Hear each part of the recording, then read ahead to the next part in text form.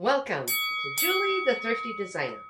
Well, today I am going to show you how I set up my area, which is my, well, not really the dessert station this time like it was for Thanksgiving. It's more the station where you're going to pick up your plates and your silverware from, or plasticware in this case, for Christmas Eve. And show you how I've decorated all of it. I'll show it to you in detail and close up from behind the camera, obviously. But I just want to explain a few things because I don't know how much you can see. This Christmas tree, it's just a little, what is this, a 2-3 foot tree, something like that. All the ornaments that's on this tree was my mother and father's ornaments. So some of these ornaments are well over 100 years old. And some of them are just from my childhood, which, I've told y'all, I'm 55 years old. So I remember when we bought this one, we were, oh gosh, I was probably about 2 or 3. If you believe it or not, it was a Kmart special from back in the day. And I remember how special it was to find that one for us. But there's many in here, like here, my mother handmade these when she was a little girl. And this here also. Then I also have right here cutouts of, like, this is, I think, supposed to be Rudolph. Very old and fragile. But they were made from an old Coors box from many years ago. And so she cut it out, painted it, and they've been ornaments on the Christmas tree as far as I can remember when I was little. And this one is broken, so I'd be very gentle. I mean, when I mean broken, I mean broken. But this one is some old handcrafted glass from way back in the day. It used to be grapes. And I can't bring myself to throw it away just because it's broken. I imagine this is 100 and 125 years old, probably at least. And unfortunately, I am the one that actually broke it. Oh, that reindeer does not want to stay in place. What's the matter with you? You're on your debut, and he's scared, I guess, and he's hiding. Well, I'll fix him in a little bit. But I want to make sure that I get this on that branch, and there it is. But that's what this is. And then, of course, it's our antique radio, which never moves from this spot. I might move it back and forth, but I found I like it much better right here. Then in front of it, this is my scent pot, and I don't ever really want to move my scent pot either because it really helps to scent things up, and I've just made an assortment arrangements. I realize now I do probably need to put a few more lights in right here because it's kind of dark right here. And then an arrangement here, these tree branches I got from Hobby Lobby last year on clearance, like 90% off, so I didn't pay hardly anything for them. And then I was watching Joseph Cinque, from his Christmas designs, and he had some branches up above his, I think they're closets on each side of his entryway, and he put cardinals on his branches. So this is kind of a Joseph inspired. I just thought, why not? It looks really pretty. So I put a little cardinals on them, which came from the Dollar Tree. And then there's this candle here, which is I got from the thrift store, and I paid like $3. Oh, no, $1.95 for it. Sorry. And it's one of those flameless that look quite real. You just push the button. But I don't have the remote for it or anything. But I think it looks really pretty. Then I have added some silver and white crystal snowflake looking things. I got them from Walmart, about 3 years ago after Christmas on clearance for, I think I actually paid like 10 cents or 20 cents a box. Yeah, it's like I just stocked up on them. They were so cheap. And I have never used them until this year. So we're going to try them out throughout the thing here. So my theme is white, or, well, crystal is really, gold and red. And really, I forgot to add a little bit of black. I need to bring in some black and put in this, and I didn't do that. Let me see if I can figure out some way of doing that.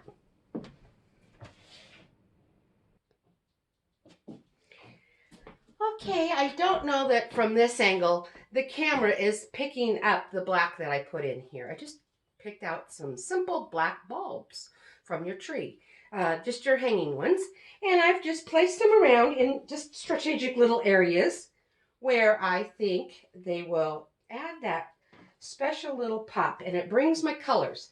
So there is the crystal, the red, the black, and the gold. And I think it looks really elegant and pretty. So you'd start over here, and I don't know if the camera's picking it up. I took the 2-tier that I had for my pies. I'm now making it for my cake plate, or my plates. You have your dessert plates and you'll have your dinner plates. Then up in here, I have a red cup that has some knives, spoons, and forks. Then I have my plastic crystal reindeer that come with a sleigh. And normally I put my plasticware in the sleigh, but I don't know, when I put it on here yesterday, it just didn't do it. So I decided to just try it this way and spread it out. And then I've just put a bunch of picks and greenery around with some gold that I used at Thanksgiving. So let me show you a little bit up close what everything looks like. Okay, so here's the tray. And on it I had those clips. I had one here and I had one here, and it said pumpkin pie and I don't remember, pecan pie or something like that, or apple or something. And so anyway, I don't have the dinner plates yet, but I will be putting them there. And then I just have this beautiful pick. They're all Hobby Lobby clearances type things. So see, there's where I just put a touch of black in, and it just sparkles. And aren't they beautiful? This was, I think, Christmas Around the World sleigh that they had years ago, and parties you could have from home, and I earned them for free. But see, these red cups, aren't they nice? And I just simply put my plasticware in them. And then yesterday, I went to the thrift store, and I found this beautiful angel. She was $7.99, and I got her for half price. I think she's gorgeous. I wish she was a little deeper red, and I might decide to paint her more red. It's because she almost has kind of an orangish red to her, and I think I'd rather a Christmas red. But I just got her yesterday, and I put her here, and I think she looks very nice. And then, of course, you can still see all the snow we have in the backyard. And this was, what was it? The last time it snowed, it was a few days ago. I can't remember when it was, and it's still lingering, and for us, it doesn't usually do that. So I just hung a Merry Christmas sign that came from the Dollar Tree. And I forgot to show that I have these little crystal-looking Christmas trees. I don't remember where I got those, but I have seen similar to those at the thrift store. And an honorary mention for my grandson is a little project we made when we did those Revolutionary War days, which I think is really neat. So then I have a plate right here, this lift, which is a candle holder or whatever from the Dollar Tree, which this brings in a touch more of my Old World Elegance, or Tuscan. Put a black thing in front of it, and on each side of it, it's just got a little bit of the greenery. And the plate, I glued a round plate on it. That came from the Dollar Tree. And it's just hot glued on, so if I ever don't want it, I can just peel it right off. Then let's look at a little close-ups on my Christmas tree. Okay, we've got to make her stand, or him stand. There we go. So, I remember my mom had those on the tree since I was little. I mean, you can see how old some of these are. And then this card was the last card my mom got from her father, my grandpa, which I actually never met him. He passed away before I was born. So for me, it's the only thing that I really have that's important from him to me, because it's just something special. It was always special to my mother. And I see my tree up here is kind of twisted a little bit up here. Let's go ahead and straighten it up just a little bit. And this angel, oh, she's just seen better days. It's not that I would choose to put on for my decorations, but because it was always there in my childhood. And here's another one of those deer. The neck is like kind of broken. I should probably tape it or something so keep it from getting worse. And then this is this funny looking little kind of monkey looking guy. I don't know if you you can see much on his face. There we go. They made homemade clay and they made him. His legs are on a spring. There's only one leg left. No, the other one's here too. Her hands are. I don't know, they're stretched out. But anyway, I didn't realize it, but my mom's dad came from Norway. And recently I just realized that that is supposed to be Krampus, which I am not familiar enough with that tradition, but some of you may know who that is. Because I've seen pictures of now who Krampus or Krampus, I'm not sure exactly how you pronounce it is. So, but that's who that's really actually supposed to be. But he's been on our tree. I mean, my mom made it when she was a kid. And she would be 95, I think, years old now if she was still alive. So that tells you it's pretty old. And then here's also, I don't know if these were homemade. It's on wood, and then they wrapped it with some old tinsel and put some old little sparkles on them. I think it's pretty special.